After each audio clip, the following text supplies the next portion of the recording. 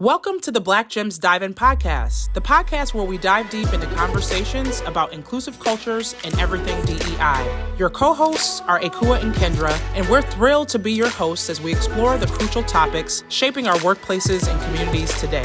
In each episode, we'll unpack insights, share stories, and engage with experts to foster a deeper understanding of how we can create more inclusive environments where everyone feels valued and empowered. Hey, Kua. Hey, Kendra. We're back.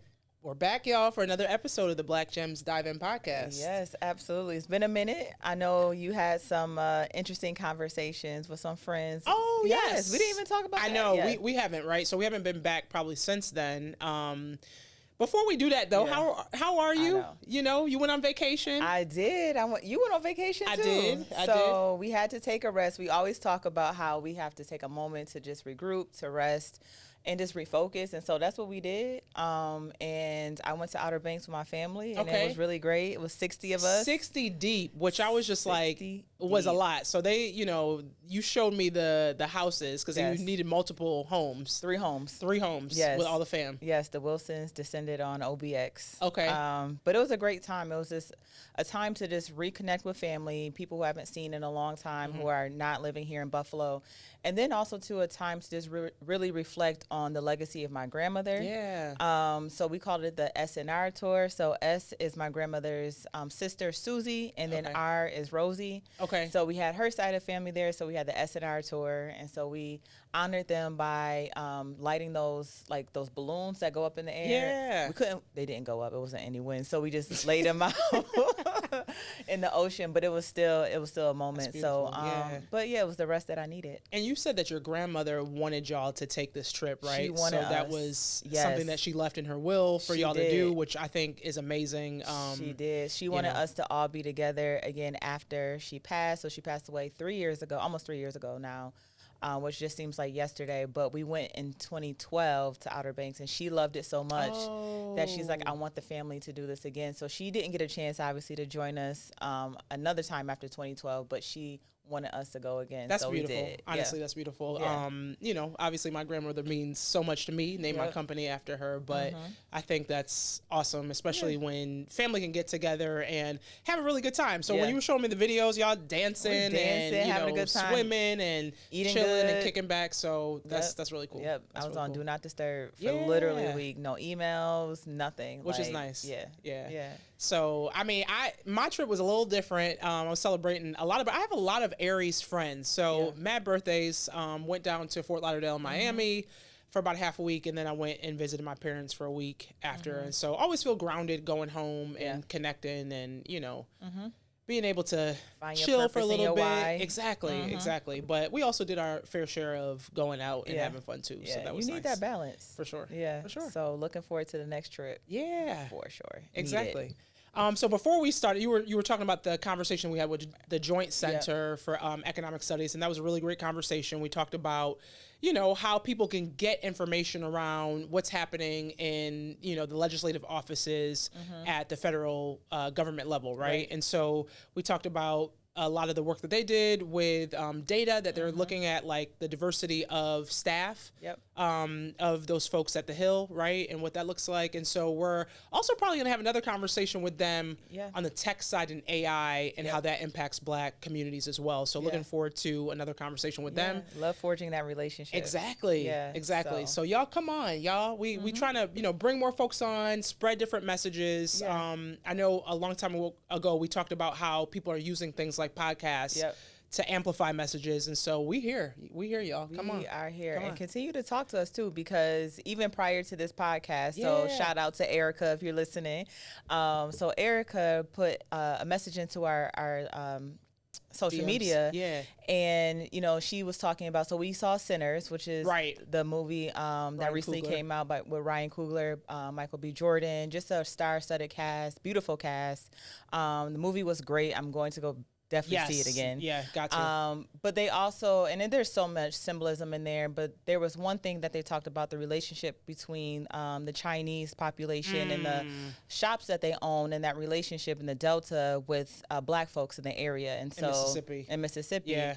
And so Erica wrote a message and saying, have we explored that? Is that a topic that we're looking into? Yeah. And so Erica, yes, that is a topic we're definitely going to look into. Yeah. But it's things like that where if you guys are seeing stuff or want us to elaborate or talk about things, like definitely tap in and we'll do so. Right. I'm excited. And honestly, that was, I went and saw the movie with my mom when I was in Atlanta. Powerful movie, lots to talk about. There's so much discourse on it and think pieces. And of course, I love to dive into all those, but I absolutely have to see it again. There's this one scene everybody keeps talking about, and I don't want to give too much away, but just the culture dynamics, right, and what that looks like. And so we definitely got to unpack that movie and take a deeper dive. There's actually a syllabus too that people have been spreading around. Shout out to Jabari because he sent that over, but you can take a deeper dive into the learnings and some of the books and resources that they have that the film is inspired by as well. Like so, Lovecraft Country. Remember we were watching that Strong. Oh my gosh. Yes. Remember I was having dreams watching Lovecraft Country. We had to take a break at that time. But yeah, so lots to chat about. Nice to be back. And y'all know what we got to do. We got to dive in to some topics. And so our Diversity Dispatch, y'all know that's when we bring you just updates in terms of what's happening. I can tell you that there's so many updates that's happened, with this administration, with things that are happening, across the country as it relates to some of these efforts being rolled back by the executive order. But one of the topics we wanted to bring back, because this is like a little bit of an update. You see how she looking at me, y'all? Y'all know. That side eye felt real strong. One of the things we wanted to talk about was the conversation around Target. And so y'all remember we had the conversation on the boycott against Target. And this is something that came about with Pastor Jamal, right? And so he put this out there because Target rolled back their DEI initiatives. And they were one of the first to be really vocal and anti-DEI in terms of their programming and what they had. So this article is actually coming from Afrotech, and it says, consumer boycott against Target extended despite the retailer saying it will fulfill $2 billion commitment to Black-owned businesses. The consumer boycott against Target will continue, according to Reverend Jamal Bryant. And y'all remember, this was all previously reported. Target's retraction of its 3-year DEI commitments, which included ending a program designed to highlight Black and minority-owned businesses, impacted the company. Shareholders filed a lawsuit, and Reverend Bryant led a 40-day consumer boycott, garnering over 200,000 signups. The major retailer subsequently experienced a decline in its stocks for at least 8 consecutive weeks. And so it said that when we started the Target Fast, a Fortune 500 company was trading on the New York Stock Exchange at $138 a share. Because of how it is that stridently you've put your hands to the plow, their stock started at $138 a share, and as of Friday was down to $94 a share, Bryant said Sunday at April 20th at his church, New Birth Missionary Baptist Church in Georgia. And so the foot traffic has also decreased year after year in February 2025 by 9% and 6.5% in March. And so they're saying that there's a loss of around $12 billion based on this boycott. And I want to remind us and go back to the conversation. I'm smiling because, Target was one of the favorite stores of our dear co-host Kendra. Yes, absolutely. And Kim was on here too that time. And the day that we talked about that, had a Target outfit on. And she had a Target dress on that day, y'all. So, and the thing is, right, like a lot of folks shopped at Target, but the conversation we had was around, do boycotts actually work, and what's happening. And they do. I think this is symbol for what can happen when we collectively come together and talk about the power of our dollar and our spend as a Black community. And so, what are your thoughts on that? Well, I am happy to announce that I have not stepped into Target since the day of that conversation because I felt very targeted, y'all. But no, on a serious note, though, it definitely made me take a step back to think about how I can diversify where I'm putting my dollars. Okay. And being more intentional. And because of that, I mean, obviously, I still spend at some other stores like Amazon and things like that, still using Meta. But just really being diligent of where I'm putting my dollars. Now, I will say I also was an avid Amazon shopper, and you know that as well. Yes. I probably received like one thing from Amazon in that 40 days as well. So I was intentional with that. And I just had to really think about like where I was actually getting like just some of my cosmetics and some of my lotions and some of just the smaller things, some of my dog's food. Like, it was a one-stop shop for me where they literally would just drop it off and deliver it to the front of my house. Convenience. So, convenience. Which we all love. The convenience. Right. But it also made me think about, okay, well, I wanted to buy a book. And so instead of going to Amazon or just put it in the bag at Target, I went to Stephanie P. and I'm like, hey, I'm going on vacation and I'm looking for a book just to relax. I'm coming by and get a book. Like, so just and being Stephanie really will roll up on you with the books too, because she's done that for me a couple of times. So shout out to Second Chapter Bookstore, because it's a digital bookstore, but you know there's a movement to support independent bookstores across the country too. You know, and so you know it's just for me, you know, I'm really the convenience of Target, yes, I missed. Yeah. But at the end of the day, did I miss shopping at Target? Not really. I thought I was going to go through withdrawal. Okay. But I didn't. But also, too, it just really goes to show the power of the dollar. And one thing that Jamal Bryant even talked about in some of his original rhetoric was talking about how many Black people were employed by Target. And that's what really spoke to me as well. Yeah. To say we are putting our money into Target. We are consumers, but we're also working for Target. And so we just have to be more intentional with our dollars. And so I know in most recent days, there's also been a request from Target CEO. And I know he sat down with Al Sharpton and looking to sit down as well with Pastor Bryant. And Pastor Bryant even talked about how he wants to prolong the boycott because enough hasn't been done. And so one of the things that I'm going to do personally is I may step foot in Target once in a while, but I don't miss it. Okay. And also, too, these tariffs. Child, that's a whole nother conversation because I think as of today, there's been some interesting back and forths with President Trump and Amazon. Right. And so Amazon's plan is to put the former cost of what items were and then this new cost with the tariffs added and basically highlighting that for Trump. Right. And when that was called out in the press briefing by a reporter, and I'm forgetting who it was, the press secretary basically was like, this is dishonest and this is hostile or whatever she said. But basically saying the transparency around what's happening and who's actually paying these tariffs, because you remember the administration, they said, oh, no, China's going to pay the tariffs. Everybody else is going to pay the tariffs. But the reality is the consumer. It gets passed on to the consumer. Is being asked to pay it. Right. And a lot of these businesses are being transparent. I mean, even when you're talking about Shein and Temu and all that, like they're being transparent about the taxes and also, too, the tariffs. Yeah. So it's almost like you're being double taxed, obviously. And so, obviously the administration doesn't like that. But it's interesting because Jeff Bezos gave so much money to the Trump administration. Ooh. So you're starting to see some of that infighting that's happening, which is also leading to some of the disapproval with Trump's first 100 days. Right. And we're going to talk about that for the hot topic today, just the first 100 days and what's happened so far. But the reality is, even in this article on Afrotech, there were statements around, their losses because of the economy. So Target was trying to say, oh, it's the economy or whatever and tariffs. But the reality is while they were losing, Pastor Jamal said Costco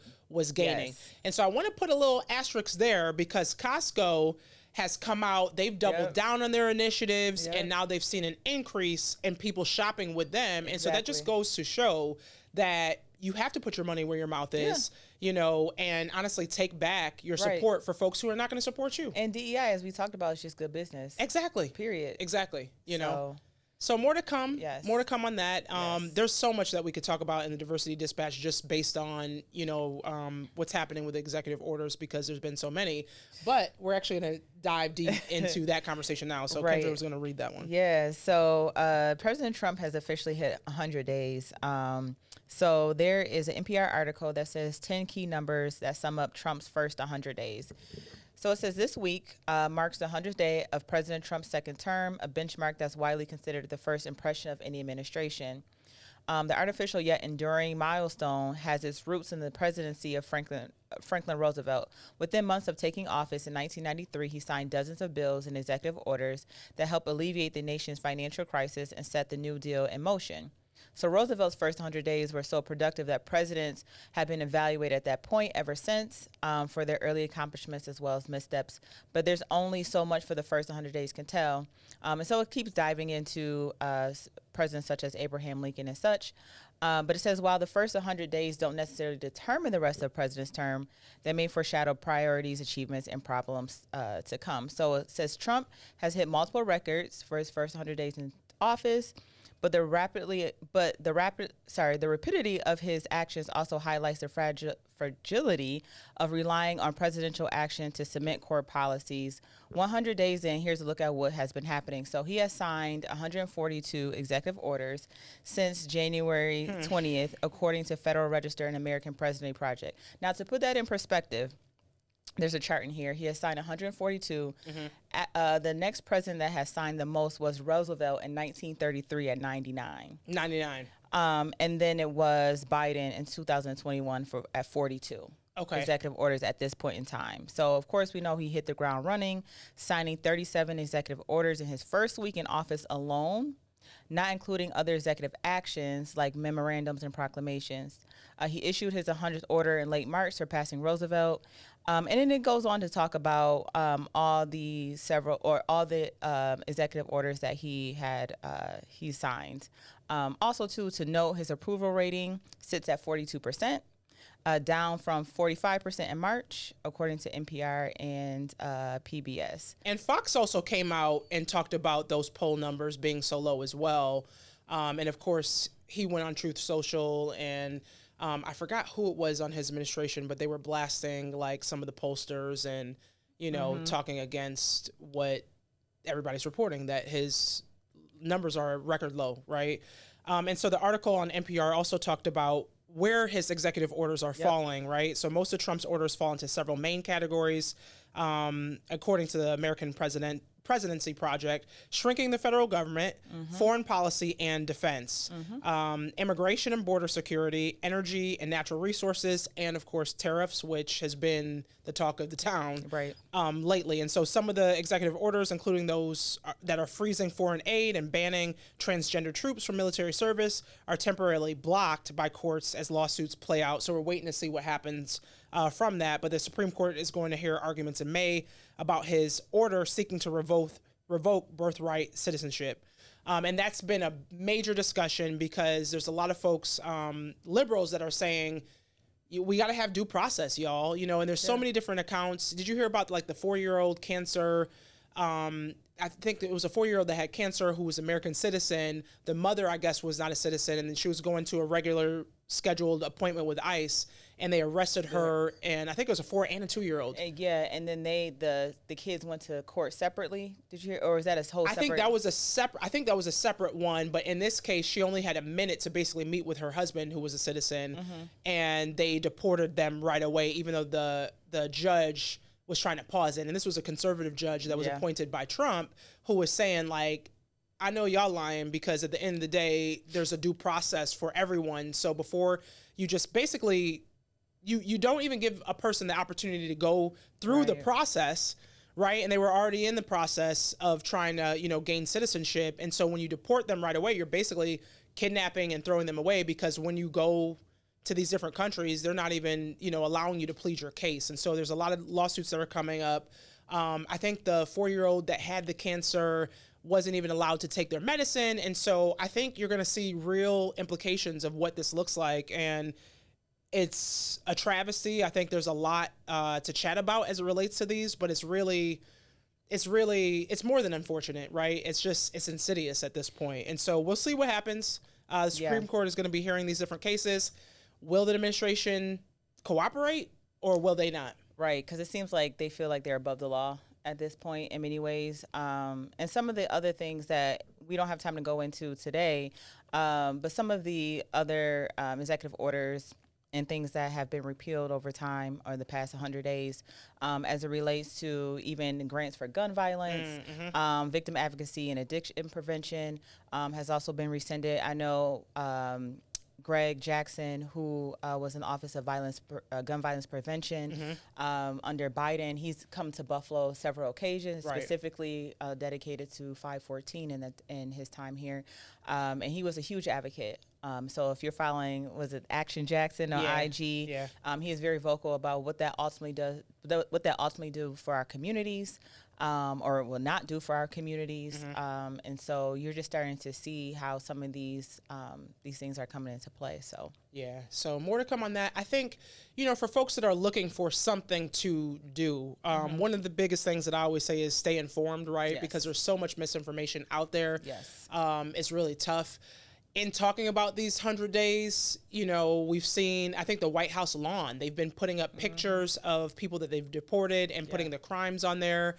Although we're hearing conflicted reports of some folks that are just being deported because they had tattoos and they were accused of being in this specific gang. And so I think stay abreast of everything that's happening, right? Like try to get information directly and then talk to your representatives, right? Last conversation when we talked to the Joint Center, we talked about being in connection and talking about things that are impacting our community, Black and brown communities, right? Florida, they deported how many that one day? It was like a record number of deportations or something like that. And it's not just certain community, like, some people are like, well, it's just that group. And it's like, if we can allow any group to go through that process without being given due process, what does that look like for everybody else? Exactly. You don't, they're arresting judges now. That was another conversation that happened because they accused her of allowing someone to resist arrest from ICE. Right, because it was some type of administrative warrant and not the actual warrant that was needed in order to go through that process. And so they're just saying, good enough, we're going to use this to do what we want to do. But judges are saying, nah, there's a due process and a reason why we have specific laws and checks and balances. Yeah. So stay informed. Yes. Call your representatives. And also too, if you have some financial means and backing to support those who you support. ACL. What is it? The ACLU. Yep. Organizations like that who are really trying to put money and resources behind supporting folks to make sure that they have due process. Yeah. So, all right. So that was Trump's 100 days. And so our next topic that we're going into is our deep dive. And so this is really the crux of our podcast. And we're also too really relating it back to what's happening obviously in our world today. And so we all watched the NFL draft this past week. And so, Kua and I, we went for a nice little walk. Yes. And then found ourselves at an NFL draft party downtown. But everyone was really looking at, Shedeur Sanders. Yeah. And where he was going to land as a QB. Everyone wanted, Shedeur. And, days were going by and we're like, this man still hasn't got picked up. Yeah. Right. And so we knew there was a lot going on behind the scenes and what was happening. And so there's an article by Motorcycle Sports that says Shedeur Sanders faces scorching criticism ahead of NFL draft as anonymous sources question his character and talent. And so it says a glimpse into draft day controversy. In the highest stakes heat of NFL draft chatter, one of players' future has become the epicenter of a polarizing debate. As interest mounts around the draft floor in Green Bay, Shedeur Sanders' talents and conduct are under the microscope, igniting spirited discussions about potential and character even before he steps onto the professional stage. At just 23 years old, Sanders carries not only his own ambitious trajectory, but also a storied legacy as the son of one of sports' most celebrated figures. His college achievements, highlighted by winning a prestigious award for his elite passing skills and spearheading a remarkable turnaround for the team, paint the picture of a promising quarterback. However, the expectations that accompany such accomplishments inevitably invite an intensified level of scrutiny. While his collegiate success are impressive, critics argue that his on-field performance, particularly his tendency to retreat in the pocket and expose himself to pressure, leaves unsolved questions about his readiness for the highest level. So it keeps going on. And so, like I said, we saw, kind of what was happening. Descriptions of him that were floating around as entitled, prone to taking unnecessary sacks, and possessing horrible body language in interviews have emerged in discussions. One striking comment recalled during a popular morning sports program detailed an encounter characterizing as, quote, unquote, the worst formal interview I've ever been in my life, a harsh assessment that casts doubts of his character more than his game day performance. Whew.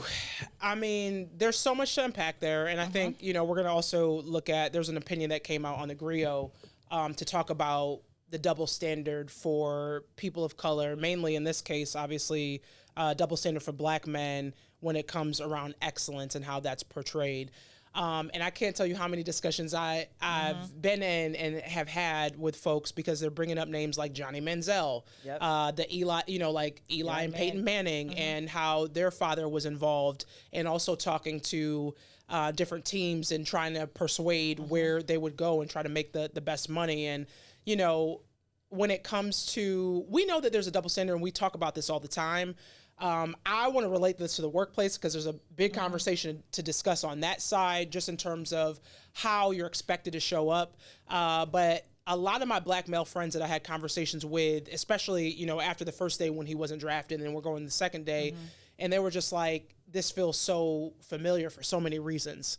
And one of those reasons is because at the end of the day, they want us to be so thankful, grateful, and coming into this type of space with I'm just so glad to be here, and thank you for this opportunity, and and I think there's something to be said around different demeanors, right? Like, okay, that's more accepted in that case, but if you're coming in like, I know I'm the ish, I know that I belong here or whatever, and that's not as well received, and so it's like they want to diminish you into this role of looking at it from a savior standpoint of you're bringing me into this, because they'll always have stories in the NFL, the draft. I was just thinking that when you were talking about if you're not fitting into this story, this narrative of the stereotype of what Black people come from, the struggle, single households, all the things. It's like, if you don't fit into that box, they don't know what to do with you. Yes. And when you were talking, I was thinking about my own personal experiences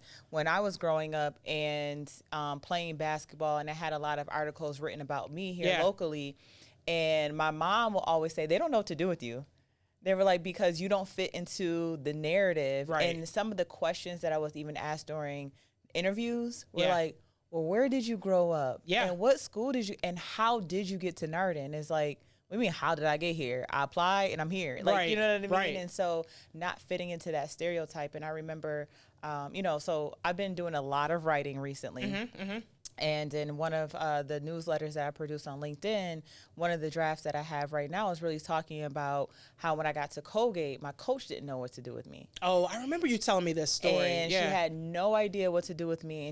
And I struggled when I got to Colgate. And it wasn't because I was fitting into this narrative, right? It was because I just struggle. It just is what it is, right? And so my freshman year, my coach came up to me and said, well, I know the reason why you're struggling because you came from the hood. And it's like, excuse me? Right. You know what I mean? Like, so fitting into this narrative, and also this narrative of being grateful. You should just be happy that you're here. And when I was that disruptor, she did not know what to do with me. So I can definitely, like, obviously not on this scale, but relate to the, what the thought process is behind that. And so I have countless stories too, and I can think about, in my career as well. There was a time where I was working for an organization. I was doing a lot of outreach and community engagement at this role. And they had this person who came in. He was not from the Buffalo area. And he comes up to me and he's trying, he wants to get a feel of the landscape. And mind you, I'm not born and raised in Buffalo. I came here for school, never left. So obviously you don't know where I'm from because I'm not from here. And so one of the things that he did was he came up to me and said, so Kua, how's the hood here? What's the hood like? And I'm sitting here like, what hood are you talking about? Because we can talk about any neighborhood in Buffalo, but you are coming to me because we're doing work specifically on Buffalo's east side, and you want to know what the hood is like, asking about my life experience, even though I'm not from here. And he obviously didn't know that. But I think there's a lot of perceptions around, who you are and what that should look like and be like.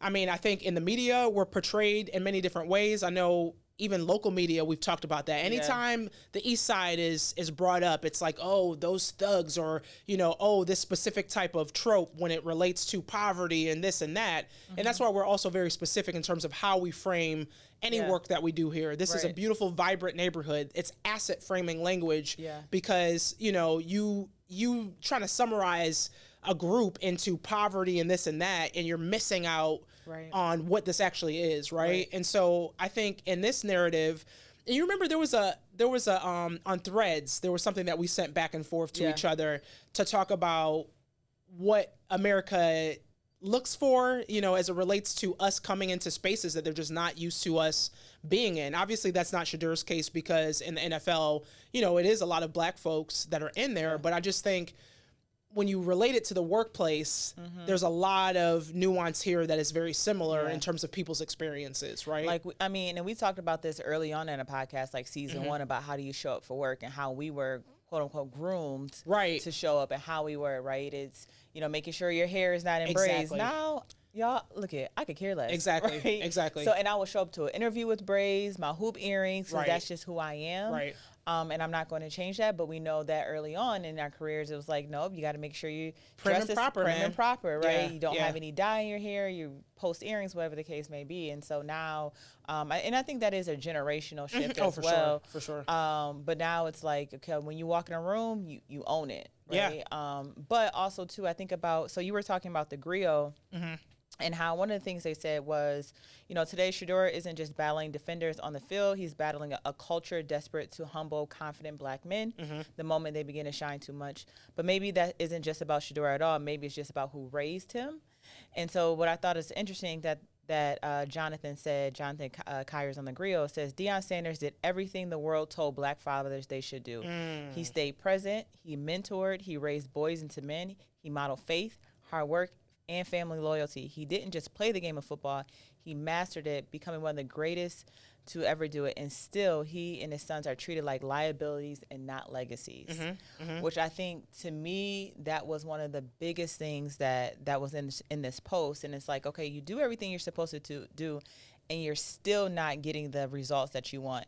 But it goes back to what we said before, is that you have to work twice as hard to get half of what other people, and then in this case, it's not even just working, but you have to show up, quote unquote, differently, but he's not doing that. Yeah, they want you to show up humble. They want you to be, you know, quiet. They don't want you to be, you know, because here he is with his chain. He had like his $1 million room that was created, and, you know, he's coming in as legacy. And I think that's very important for us to highlight, because when you think about legacy, we've talked about legacy as it relates to even colleges and how pathways are created based on, oh, your father went here and he's donated this money, and so we make room and space for you because of who's come before you.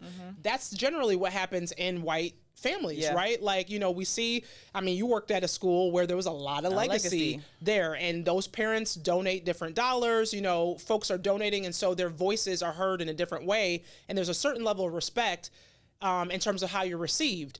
A lot of folks are saying, oh, Deion did all this talking and who's going to be the team and who's not, and blah, blah, blah, and therefore it wasn't just like they were sunning Shedeur, they were also trying to sun Deion. Here you go, you know, he was SWAC at first when he was, you know, teaching when he was coaching at HBCU. Then he goes over to Colorado. He turns around that program. He's walking around. He got TV. He got personalities, celebrities, and all this other stuff. And they're just saying, all of that, too much. We're going to put you over here. You need to come in humble, quiet, willing to learn, you know. And I think on the flip side, and so I want to play, you know, we got to do a little devil's advocate and conversation, because some other folks, I've seen them talk about how coachability, is a conversation that's been coming up too, right? And so you see a lot of people saying, well, you need to be coachable. You need to come into a space where you can learn something and be receptive to it. And I think people are making a lot of assumptions based on what they think that's going to look like, based on who his dad is, who he is, and what that legacy looks like. That's the plan. If that's not what you're trying to do, don't get me. If you ain't trying to change the franchise or the culture, don't get me.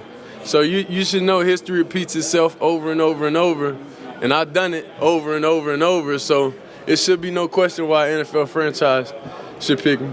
You know? Right. It was like almost, I'm going to sun you and put you in your place. Yeah. So now you're grateful and you're thankful, which he did come with, I'm thankful and I'm grateful. And I think that's what they wanted to see. Right. You know, quote unquote, humble him a little bit. But I think about just overall legacies. Of course, I'm going to relate something back to basketball because that's what I know.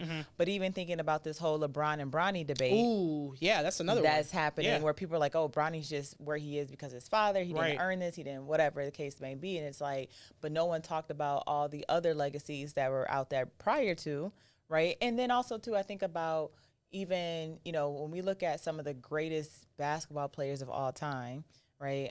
According to the experts, you have someone like Larry Bird. Larry Bird was the biggest trash talker ever. Oh yeah. You know, and people are like, oh, he was good, he was great, he was this.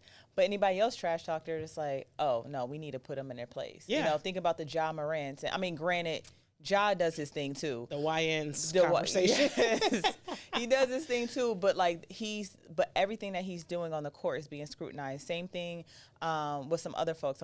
It's skipping my mind right now, but you know, Anthony Edwards. Thank you. That's what everything that Anthony Edwards does right now is under a close eye. Same thing, Jimmy Butler. Yep, Jimmy Butler for sure. Like, you can't say or do anything, but Larry Bird was praised for it. Yeah, you know, it's the same thing of last year when we went and talked about the whole WNBA, Angel Reese and Kennedy Carter versus, you know, oh my God, Caitlin Clark. Yep. And you have this similar gestures, but who was being scrutinized a little bit more. Yeah. You know, and so unfortunately, I feel like this will always exist in sports, but going into the workforce, like you were talking about, is like, okay, so what do I do with this? Right? Yeah. We know that people are going to have their preconceived notions about you when you walk into a room, if you have your braids or you have whatever the case may be. But, you know, we were talking about this prior to the podcast, is take up space. Yeah. One thing that someone asked me today, and one thing I've been doing, is having intentional conversations with people. And folks that may not necessarily be in my close circle or might not even be in my second ring of circles, but I've been having more intentional conversations. And someone asked me recently, they said, what is the biggest thing that you learned from your previous employer? So if you know me, you know where I worked. And one of the things I said was two things. Number one, continue to take up space, but never compromise who you are. And so I think that's just a valuable lesson, is that if someone's going to try to shrink you in a specific space, that's not meant for you. It's the same thing where, and we were talking about this earlier this week, where one of my favorite quotes of all time is Shirley Chisholm, if they don't give you a seat, bring a folding chair. And I've been saying lately, remix is, or create your own table. Yeah. You know, and so it's like, if you're not accepted over here, create your own. You know, there's certain things that we can do. I talk about even in the sport, going back to the sports realm, of, you know, a lot of things happening with NIL deals and all these other things. And it's like, well, a lot of these colleges and universities are also highlighting some of these elite players. It's like, if we can shuffle them to HBCUs or if we can create our own over here, you know, what would that look like? Right. So just being more intentional, again, with our movements and dollars. And we have to be, y'all. We absolutely have to be, because, you know, how do we move in a place and space and within a system that was not created for us? It wasn't created with us in mind. It wasn't created for us at all. And so I'm actually doing a keynote soon, and I started to kind of think about some of the conversation I want to have, because they're talking about self-advocacy and how do you advocate for yourself.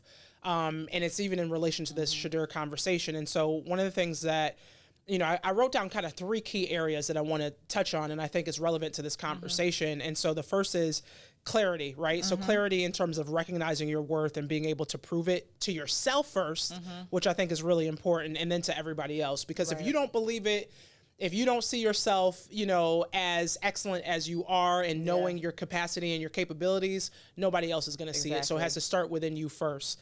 The second thing I said is confidence, right? So confidence is what it takes to actually speak up and say what you need, and also talk about, you know, what you might ask for, right? So proving your value and knowing that your value is there. And so speaking up for yourself, advocating for yourself, questioning when, you know, somebody might make a comment like, oh, what's going on in the hood, right? And being able to challenge people. And I just, you know, bring that up just because of the example earlier, but it takes confidence for you to know that you belong in a specific room, in a specific place, even when folks don't welcome you in the way that they probably should, right? Because you've earned it to get to that point. And then I think the last thing is around community. So no matter how clear or confident you are, you still need people who see you, who believe in your potential, even when a system doesn't. And so owning a room means knowing that you belong there, having the clarity around what you bring to the table, the confidence that you know what you bring to that table, and the community to really bolster you up. And so you're a part of my community, you know, Brandy over here, part of the community, our friend group, especially in places where the system it's not cushiony, it's not comfortable. It makes you question more of yourself. But I think we're at a time and day and age now more than ever where we collectively have to get together, advocate for one another, and make space for one another when we get the opportunity to do so. So that could be my gym too. That could be a gym. I feel like you just wrapped that into one. That could be my gym. But yeah, I think there's a lot to be said when it comes to the Shedeur conversation. And y'all, we're in a time where everything's being questioned, in our government. We're rolling back things. We're saying DEI doesn't matter anymore. There's conversations now even around what is a minority-owned business. Yep. Which is another thing I think that we need to bring back to the table, because now there's a conversation around, folks who are Jewish and involving them in the MWBE conversation around like minority and women-owned business. And so a lot to unpack. I think there's a lot that we could chat about on that level, and maybe we bring somebody in to also discuss that. But what else you got to say on that? I mean, I think about, what's next and what's next for Shedeur and his future. And, he's going to continue to be under close scrutiny. And, there's going to be reporters in his face constantly. They're going to be asking NFL owners and things like that of what's next. And one thing I think about, if you are the next Shedeur, or if you're even following this story, just continue to, again, take up space. Don't compromise who you are. Just because on the outside you may seem like you're not humble, obviously you exude that confidence. How you have the, to your point, capabilities to do so. And you're here for a reason. Yeah. Right. You're here for a reason. And so don't let anybody dull your shine or your light. But then also to continue to build, like you said, those supportive communities. If you are a coach or if you are a teacher, because that can be, and I talk about this all the time, it can either make or break somebody or push them to their greatness. So absolutely. Yeah, I'm excited to see what he does, though. Yeah, me too. And honestly, prove them wrong more than ever. And that's one of the things I was going to say. That's one of my favorite things to do, is to prove people wrong. Also to have you eat your words. Yes. Right. Just like, who was it? Remember Stephen A. and this whole Bronny and all this conversation, and then how he had to come back after that one game where Bronny balled out, and he was like, "Oh, I guess he can hold his own a little bit." And so that's what I would love for people to do, right? Shedeur, you got so much to prove now, and go over there and show them why they were wrong. And show them, yeah. And they're gonna say, once he balls out, we knew he can always do it, and it's like, all right, exactly, and silence the noise. So what they say, clock it. The kids. Kids say clock it. Clock it and keep watching what happens there. But yeah, I would love to, if I was him, I would love to prove people wrong and have them eat some humble pie on their side. Absolutely. Absolutely. All right, our gem of the day. I feel like you want me to go first? Yeah. Okay. Because you always tell me to go first. Well, the last couple of times I've been going first. But anyway, my gem of the day is actually a post that I had saved from Afropunk on Instagram, and it says, create the things you wish existed. Stop hoarding your ideas and empty the clip. And so clock in and bring your ideas to life. And I think, I'm in a place and position with my business where, we're 5 years in. There's a lot of times where you sit back and you kind of look at what's happened and how we've grown and expanded. And it all started with an idea, right? It all started with me taking a bet on myself, obviously having good company with Kim and building something really dope. But one of the things actually recently, and so we're in the processes now, and obviously, Kendra, you're a part of that, but 5/14 was a really traumatic and tragic day in Buffalo. And that's when, a gunman came in, racist gunman, and killed 10 of our community members, Black community members, just a block away, actually. And so this is year 3, right? So it happened May 14th, 2022. And so this is year 3. And we kept asking around, like, who's doing something, right? Because every year there's something, right? So last year is when they did the installation on the corner of the Tops Plaza, and there's an art installation and a place where people can sit and gather and reflect. There's Sankofa and Akan symbols around there with people's names, like the victims' names on there. And so there was this big thing about the unveiling. This year we didn't hear about anything. Year too? No, it was 2022. Okay. So this is what is this year? Yeah, 25. So this is year 3, right? And so year 2 was unveiling the artwork. Year 3, we're asking around and no one is really saying anything, right, in terms of what's happening. And so we took it upon ourselves to be like, we just got to do something. Yeah. The community deserves it. I also had a conversation on the WBFO on What's Next, and Dr. Nevergold, who's been on our podcast as well, talked about the Tulsa Race Massacre, right? And she was talking about this documentary that they did, and they were talking to Tulsans and asking them, hey, do you remember what happened? And a lot of people said, wait, what happened? You had no idea. And so in their own community, they didn't realize that there was a race massacre that burned down, an entire neighborhood and community, and how many people died from that.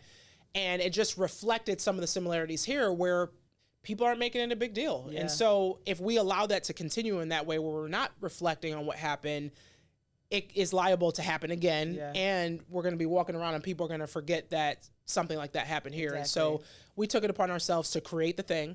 So we're in the process, y'all. We only got about 3 weeks. Yeah. Because we started talking about it, but we're in the process of doing it, and we're going to do an actual event, right? And so the idea was to start the day in service and end the day in community, and so we're going to honor the victims. This year, because we're starting so late, one of the victims that I knew personally was Kat Massey, and she was a community advocate in the Fruit Belt neighborhood. She always did a Fruit Belt cleanup, right? And she had a pocket park near her house because her siblings all lived in the same street, and she always took it upon herself to come and ask us for donations and support and cleaning this up. And so we're going to go to that pocket park and clean that up in her name this year. But as the years continue, I would love for us to reflect some type of service in the names of those folks who pass, right? And honor their legacy through that, and then end in community. So it's a celebration of life, right? These people were full of life, vibrant people who, senselessly lost their lives, but let's celebrate them. Let's reflect on what happened, and bring honor to their names by the community coming together. So we done hit everybody up, y'all. If you're listening to this and you want to be involved, let us know if you want to volunteer. We need some hands on deck when it comes to some of the activities that are happening, some of the food distribution that is happening as well. But we just want to find joy, find joy in the moment and beyond. And so, again, grassroots, right? We say if it's not us, who? Exactly. If it's not, you said so build the table. So that's exactly what we're doing. And so already, just by nature of our connections, we've been reaching out to folks, and of course they're in support and wanting to do this. And so I think this is a start to something that we continue to do. I think we're the next generation that has to take the mantle and do things if we wanted to see it happen. And so that's what we're doing. We're going to create it and build it on our own, and get folks involved and move on from there. But shout out to Majority Leader Halton Pope, because she said she's going to introduce a resolution after our conversation and make it a day of service. That's similar to like how Martin Luther King Day is a day on and not a day off. So more to come on that. Kind of plugging that because it's coming soon. But if you're interested, hit us up, y'all. We'd love to have you. Let us know. All right, yo, Jim. Whew, okay. Gave you some time there. You did. So my gem comes from, let me take a step back. So I'm doing a TED Talk, y'all. Yes. Did we talked about that, didn't we? No, we haven't. We didn't talk about that on the pod? No. Y'all, okay. Round of applause. Not the because round. A round of applause. Kendra is doing a TED Talk. I am doing a TED Talk. So one of the things I remember, December 31st, as we all reflect on what we won the new year, I was by myself because everyone was sick. And so I was the only one who was like, I'm not getting sick. Y'all could be over there, but I'm going to sit here on my sofa, and Happy New Year's to me. But I remember journaling, and I said, okay, I need a goal for 2025. And so I know we always talk about BHAGs, which is big, hairy, audacious goal. And so for me, I said, I would love to be at a conference level, being a keynote speaker. That was my goal for 2025. I didn't know what shape or form it was going to come in, but that was my goal. And someone messaged me and said, like a month later, and said, TED Talk applications are open. And I've always wanted to do a TED Talk. So locally for Buffalo, so TEDx Buffalo. So I did that, and I applied. No, at first I said, no, I'm not going to do it. And the person was like, you should think about it. And I'm like, I'm not going to apply. I talked to my mother, and she was like, listen, if this is your goal, you need to get steps to get there. Like, you can't just show up at a conference like, hey, I'm here, I'm going to speak. Right. So I'm like, you know what? Let me apply. So I did. Short, quick, funny story. In order to apply, you have to provide a 2-minute video as well, just based off of a concept or an idea. And I wrote it out, and I'm going back and forth. I memorized some of it. The others, I'm like, let me just improvise. And it's stuff that I already talk about anyways, but I was nervous. Did the video. And so Evan and I, my significant other, we were going over to Niagara Falls like the day it was due. And he's like, we're not crossing this border until you submit this. Come on, supportive boyfriend. And I was like, I'm not going to say. He's like, you did all this work, like submit it. So we're literally sitting on the Peace Bridge while I'm submitting the video, and I had to upload it to YouTube, like all the things, whatever. Anyways, fast forward a month and a half later, I'm sitting at work, and I'm looking at an email, and I look, and I'm like, it says, congratulations, you are a TEDx Crazy. And I literally cried. That's the first time I cried over something like that. And I literally cried because I'm like, this is a goal of mine. I did it. It was over 200 applicants. And so I will be hitting the stage in June. Let's go. Here in Buffalo, so I'm really excited. It's a very intense process, which I'll talk about later, but you know, you get a speaking coach, you do workshops, you do all the things. So I'm really excited about my speech and crafting that. And in all of that, I got a book by Chris Anderson, who is one of the founders of TED Talk. And one of the quotes he said in there, which I think was really interesting. He said, your number one mission as a speaker is to take something that matters deeply to you and to rebuild it inside the minds of your listeners. And that really hit home because there's so much that we can talk about. I mean, we listen to TED Talks all the time. But what makes it interesting to the listener? How do you draw them in?